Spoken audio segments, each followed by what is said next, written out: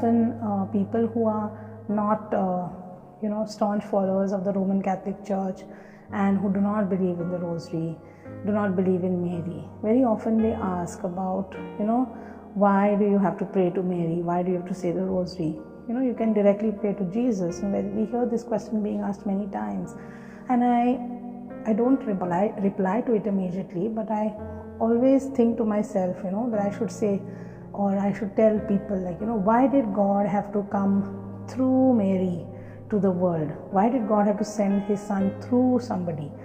He's all powerful God. He could have just appeared anywhere. He could have just, dropped onto the earth and done something.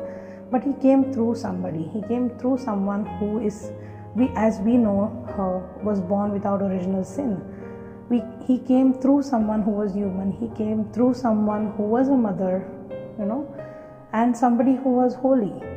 So the very fact that God chose to come through somebody gives us something to think about. Why did he choose her? And it's not a joke. As a mother, we all know what a mother goes through, what feelings a mother goes through, what sufferings a mother goes through. And as we know, Mary had 7 sorrows, and those were really big sorrows. Imagine seeing your son going through all this that he went through in his short span of life is very, very painful for a mother.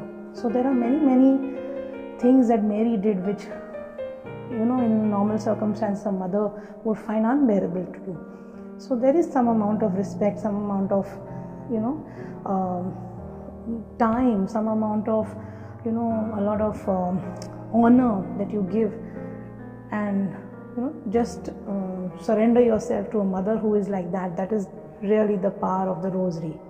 Now, since we have our own family, I am married and I have 2 children. The same things that we used to make, excuses that we used to make when we were young about, we have no time to say the Rosary, that happens with our children even now. But from the time they are small, with my children, I have made this habit that we say the Rosary every day, no matter what, unless it's a really dire circumstance because of which we just could not say the Rosary. That's a different story. But otherwise, every day, even if we are traveling or even if we are coming back from somewhere late, somehow or the other, during some time of the day, we will recite the Rosary together.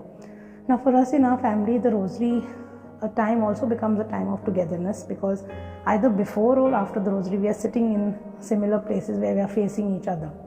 So it gives us another opportunity to talk, and my kids take that time to, narrate a little bit about their day and what happened, or what is on their mind, or which part of what is paining, mama, this happened, that happened, this is paining, that is paining, so that's also togetherness time for our family. So we make sure we say the Rosary every single day. Now, between my 2 kids, what we do is I give them each day, they alternate as to who says the mysteries and who reads the Gospel. So one of the practices that we have worked into our Rosary is to read the Gospel reading for the next day in advance before we go to sleep. So we know what was the Gospel reading for the next day.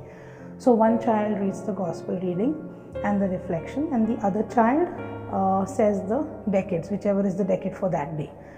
Then whenever their decade is happening or being recited, they will kneel down and recite it, and then they will sit for the rest of the Rosary. So we alternate between them. And we also at the end include prayers, as in praying for the intention of the Holy Father and the souls in purgatory, what all of us normally do as well.